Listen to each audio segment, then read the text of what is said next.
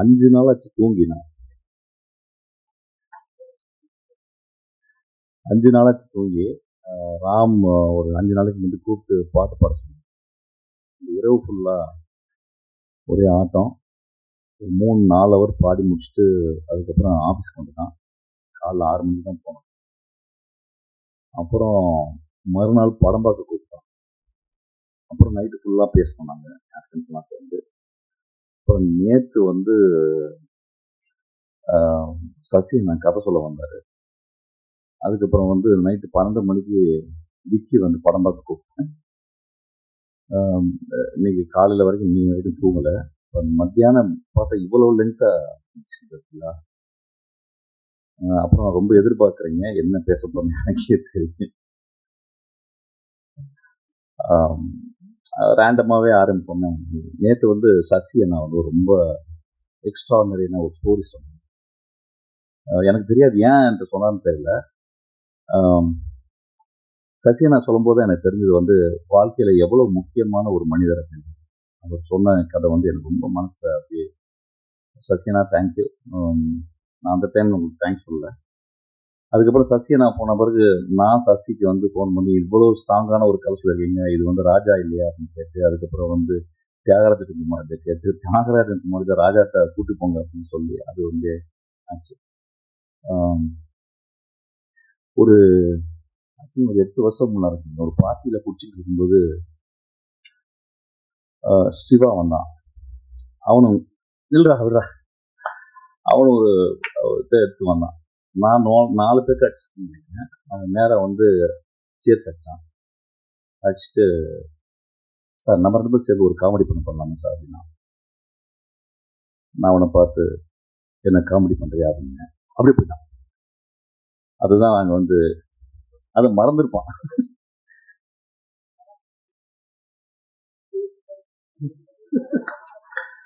இல்லை நான் அந்த சினிமாவுக்கு வந்தாலும் தூங்கலடா. நான் இப்போ போனாலும் தூங்க மாட்டேன், கவலைப்படாத. போன உடனே தானத்தை வந்து வர ஆஃபீஸ்க்கு அவர் வந்து பேசுவார். ஸோ அதனால தூங்குறதே கிடையாது. சீக்கிரமா லாஸ்ட்டாக தூங்கிக்கலாம், 5 அடிக்குள்ள தூங்கி வரணும்.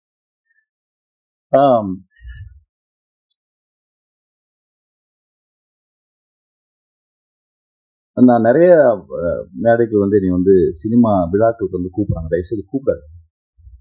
கூப்பிட்டீங்கன்னா ஒரு 5 லட்ச ரூபா கூப்பிட்டீங்கன்னா நல்லா இருக்கும். ஒரு விழாக்கு ஒரு 5 லட்ச ரூபா கூப்பிட்டீங்கன்னா பேங்க்ல போடலாம், மகளுக்கு படிக்க வைக்கலாம், இன்னும் கொஞ்சம் மாஸ்டர்ஸ் படிக்க வைக்கலாம். இந்த விழா மூலம் நான் சொல்லிக்கிறேன். ஒரு நாளைக்கு 5 கால் வருது. அதாவது அடுத்த மாதம் வருவது ரிலீஸ் ஆக போகிற ஃபங்க்ஷன், ஆடியோ ஃபங்க்ஷன், பட விழா, அப்புறம் அப்படிலாம் சொல்கிறாங்க. ஸோ இந்த விழா மூலியமா நான் சொல்லிடுறேன், தயவுசெய்து கூப்பிடாது. நிறைய வேலை இருக்கு, நிறைய கதைகள் பண்ணிட்டு படிக்கணும், நிறைய இப்போதான் படிக்க டைம் இருக்கு.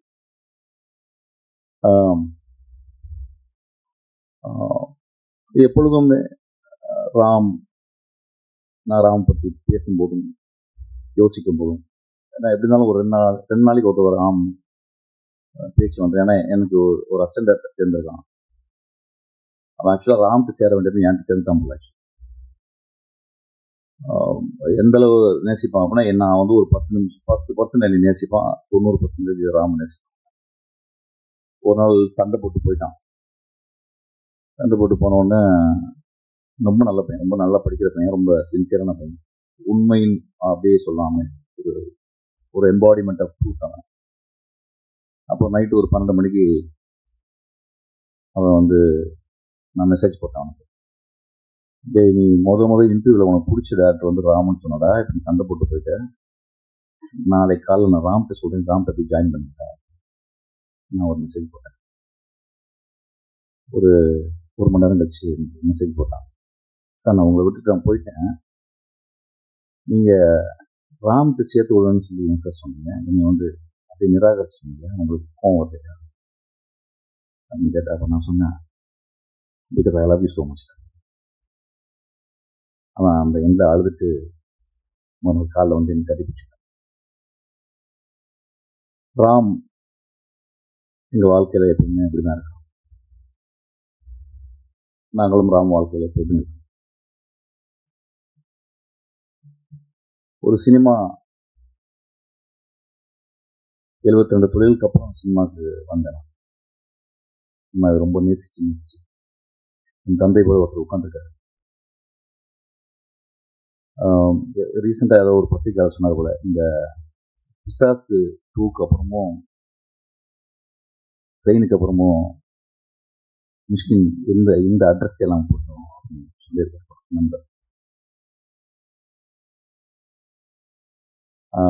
அந்த நண்பர் ரொம்ப தாழ்மையாக சொல்றது, சீக்கிரம் சினிமாவுக்கு போகணும்னு தான் நினைக்கிறேன். நானும் ரொம்ப ஹாப்பியாலாம் சினிமாவில் இல்லை. ரொம்ப ஹாப்பியாக சினிமா பண்ண காலங்கள் அது போயிடுச்சு. இன்னைக்கு ரொம்ப காம்படிஷன், இன்னைக்கு ரொம்ப சோகால் ட்ரேடுங்க, அதெல்லாம் வந்து அப்படியே அழக்கழிச்சு அப்படியே ஒரு உதிரத்திலிருந்து உதிரம் சொட்ட தான் நான் சினிமா இருந்துச்சு.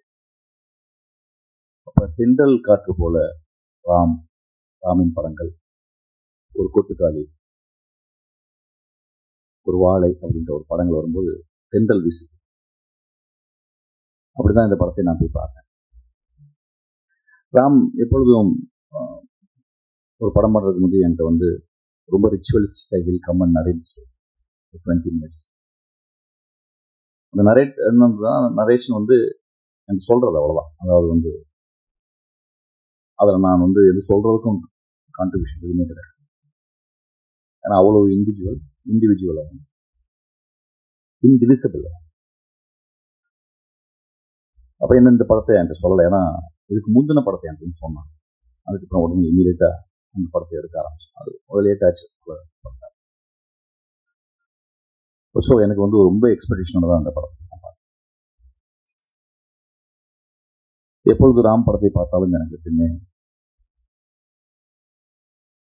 ஒரு உலகத்தின் அதிசயங்களை பார்த்தது போலதான்.